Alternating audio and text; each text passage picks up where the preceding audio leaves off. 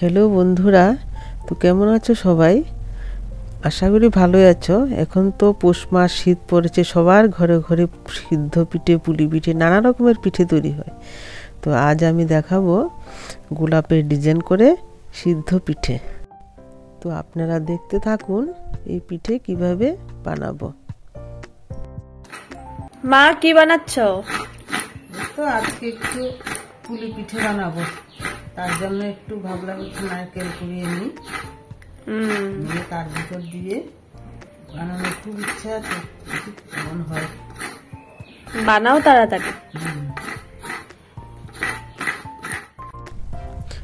গরম জলের মধ্যে নুন দিয়ে চালের গুঁড়ো দিয়ে ভালো করে মেখে নিলাম। দেখুন আমার মাখা কি সুন্দর নরম হয়ে গেছে। এখন এর মধ্যে আমি কয়েক রকমের ফুড কালার ইউজ করব। এই দেখুন এখানে আমি 3টি কালার দিয়ে 3 রকমের ডো বানিয়ে রেখেছি, আর একটি সাদাই রেখেছি। তো এগুলি দিয়ে এখন বানাবো। তো এদিকে আমি কড়াইতে নারকেল গুঁড়ো, চিনি, দুধ দিয়ে নারকেলের পুরটা কড়াইতে বসিয়ে তৈরি করে নিচ্ছি।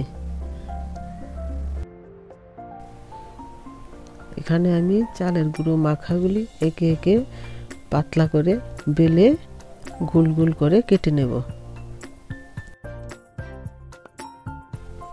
দেখুন আমি নারকেলের পুর দিয়ে খুব সুন্দর করে গোলাপ বানাচ্ছি, দেখতে থাকুন।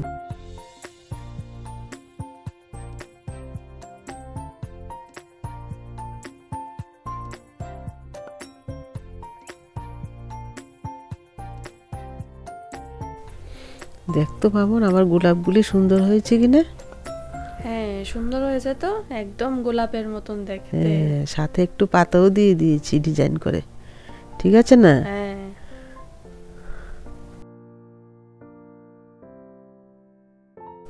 বাহ, অনেকগুলি গোলাপ তৈরি হয়ে গেল তো। সুন্দর দেখতে খুব হয়েছে? সুন্দর লাগছে। সুন্দর হয়েছে? হ্যাঁ, অনেক সুন্দর। ঠিক আছে।